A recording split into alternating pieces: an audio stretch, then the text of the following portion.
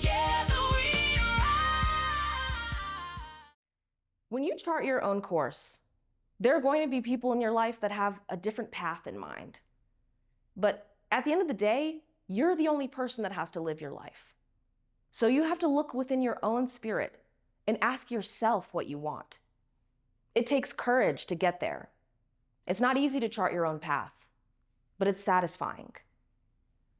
That's the reason why I'm standing here before you today, because I had to chart my own course. In elementary school, in high school, in college, in my career, in my community, I had to decide what mattered to me. So I came up with a little framework, a challenge, if you will, so that you can learn how to take life into your own hands. And it's called C.H.A.R.T. Choose what matters, honor your voice, ask yourself where you're headed, rise through the challenges, and travel with people who help you grow. So let's start with the first part of that C.H.A.R.T framework, C. Choose what matters and choose who you are. Not who social media tells you you should be, not who your family or your friends or your school or your job tells you you should be. You have to ask yourself, who do you want to be? Now, for me, that started at an earlier age. When I was 8 years old, I wrote a letter to my principal asking why I had never had a teacher of color in my school district. Now, it seemed like a simple question, but that question turned into a greater conversation in my community. That conversation turned into advocacy. And that advocacy turned into years and years of work that ultimately culminated in House Bill 14-1175, also known as Aliyah's Law. Now, Aliyah's Law is a statute in the state of Colorado that essentially comes up with a strategic recruitment plan for recruiting and retaining more teachers of color in Colorado. And it's named after me. Isn't that cool? Now, I'm not going to take all the credit for it. There was a lot of people and a lot of work that went into helping me and a lot of people who believed in my mission. But at the end of the day, it took a lot of courage on my part to decide that I wanted to be an advocate, to recognize that there was a problem in my community that I wanted to solve and to do something about it. That's what charting your own course is about. Let me ask you guys something. Raise your hand if you've ever noticed a problem in your community that felt unfair to you. Yeah, I see a lot of hands raised. Now, keep your hands raised if you wanted to speak up, but you didn't know how. I still see a lot of hands. Look around the room. Now, you know what I see? I see a room full of leaders. A group of people who can recognize that there are problems around them that they want to solve. And you can take small steps to getting there. You don't need the fancy career or the fancy title. You don't need the age. You don't need the experience. You just need the bravery to make a difference in your community. And that leads to the next part of C.H.A.R.T, H. Honor your voice. Now, this is something that's very personal to me because I've had to learn how to trust my voice, even when it went against the status quo. Now, the best example of this in my own life was when I was in college at Emory. I was a part of an organization called Students for Students. It was a mutual aid and activist organization that supported students who were struggling financially. And one of the biggest problems that we decided to take on was the student minimum wage, which at the time was only $9 an hour. Now, the average cost of a meal on campus was $12, $13. So we thought that it was unfair, and we noticed that a lot of our students were struggling to make ends meet, even when they had a student work-study job. So we decided to change it, and we put a lot of work into this. I co-authored a petition that ended up being signed by over 1,400 members of the Emory community. We pasted flyers everywhere. We tabled, we organized peaceful protests. We collaborated with different organizations on campus to gain support for our mission. And it was hard. We had meeting after meeting with university leadership where we were told that we were being unreasonable, that our requests were unrealistic, that we couldn't make it happen. Now, hey, I think that in a school that has an $11 billion endowment, I was unconvinced of that, but we kept pushing anyways.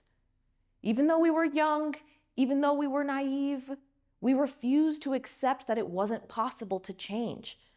And so we kept pushing. And finally, after months of negotiations and going back and forth with the administration, they did it. They promised to raise the minimum wage to $15 an hour. And we were really proud of ourselves because we refused to accept the excuse that it wasn't possible to change. That's what charting your own course is about. Now, I know that that's a kind of big and dramatic example, but honoring your voice doesn't have to be big. Honoring your voice looks like asking that question in class, having that meeting with your boss, being truthful even when you can tell that it might make other people uncomfortable, being honest about your feelings, letting people know when they've crossed your boundaries and staying strong in those boundaries. Those are all ways that you can honor your voice. Now, the next part of charting your course is A. Ask yourself where you're headed and trust yourself with the answer. Now, there's going to be a lot of people who think that they have an idea of where they want your life to go, and you might want to listen to them. But if you feel that your life is headed in a different direction, then you should always listen to yourself. Now, has anybody in this room ever been told that they would make a good lawyer? Yeah, okay, I see a couple hands raised. Yeah, I'll let you in a little secret, me too. It just means that you talk a lot. Now, when I was young, I thought that I was destined to become a lawyer. All the adults in my life, my family members, my teachers, my mentors told me that I was a future lawyer. And it's what I wanted to do. Now, I come from a family with really high expectations and really high standards. Education is really important in my family, and I wanted to make them proud. So when I went to college and started my freshman year, I joined the pre-law track. And I did everything right, you guys. I decided to study political science as my major. I joined the mock trial team. I did internships at law firms. I even worked in a law firm for a year after college as a paralegal. And guess what? I hated it. I didn't want to do it. It made me miserable. I realized that I liked the look on people's faces when I told them that I was a future lawyer, more than I liked the idea of actually being a lawyer. You know, when I would go to my classes and when I would think about my future, it would just make me miserable. And so one day, I just decided to change my future. Now, could you imagine how the conversation went when I came home and I told my family that I didn't want to go to law school and that I didn't know what I was doing next? Yeah, they loved it, obviously. They reacted just as well as if I had told them that I was dropping out of school to join the circus. They were not happy, to say the least. But I think that one of the most liberating feelings was realizing that I just didn't care. I didn't care. I cared more about my own happiness. I had to look into myself and ask myself what I wanted, and I realized that I didn't want to become an attorney. I wanted to pursue nonprofit work and community-related work instead because that was more meaningful to me instead. And I'm so glad that I did. Now, I was at a talk a couple years ago and I got to see Viola Davis speak, and it was really amazing. And one of the things that she said is that if you're ever in a situation where you have to choose between disappointing another person and disappointing yourself, you should always choose the other person. Don't ever disappoint yourself. At the end of the day, the only person who will be with you on this earth from the time you take your first breath to your last is you. So your opinion about your life matters the most. There are going to be people who don't understand it and people who challenge it. And that's okay, because you have to do what's important for you. Now, next on the C.H.A.R.T framework comes R. Rise through the challenges. There will be times where people don't understand you, times where people doubt you, times where it feels like people are disappointed in you, where you're disappointed in yourself. But you have to keep going. You cannot stop. The key to being a leader is that it takes resilience. Someone that I really admire, Keith Davis, once said that losers focus on what they're going through and leaders focus on what they're going to. There will be times in your life where you feel very unbalanced, but you have to keep looking up. You have to keep focusing forward, looking at the future, at what comes next. Because in your darkest moments, that's what's going to take you forward, is having that resilience to rise through those challenges. Now, the last part of that C.H.A.R.T framework is to travel with people who help you grow. Now, I know I've talked a lot today about trusting yourself and believing in yourself and doing what's best for yourself. And I do believe in that. But we don't go through life alone. Life is a journey that we take with other people. And the people that you choose to take it with make a world of difference. I know you've heard it before. Show me your friends, and I will show you your future. So the way that I've implemented this into my own life is with something that I'm really proud of. It's my baby, it's my pride and joy. I just started it. It's called the Windflower Collective.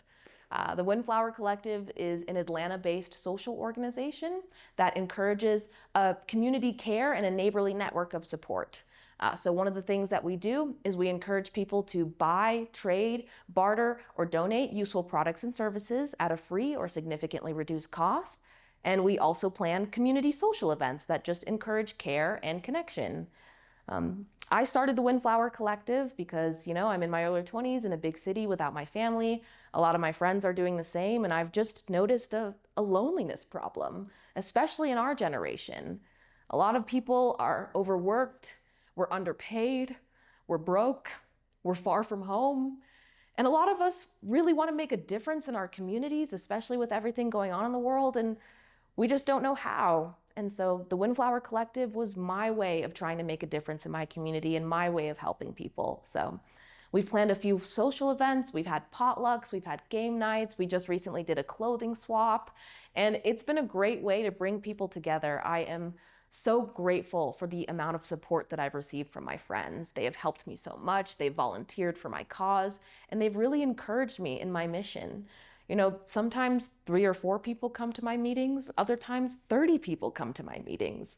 But I keep going anyways because it's something that I'm passionate about, and I know that it's bringing me closer to the people that are going to help me grow in life, and I'm really proud of that. So let's talk about this C.H.A.R.T framework. Choose what matters. Ask yourself where you're headed. Honor your voice. Rise through the challenges. And travel with people who help you grow. That's what really is the most important. Now, as I leave you today, I want to leave you with a little challenge. So everybody pull out their phones or a notebook or whatever you like to use. Okay, you ready?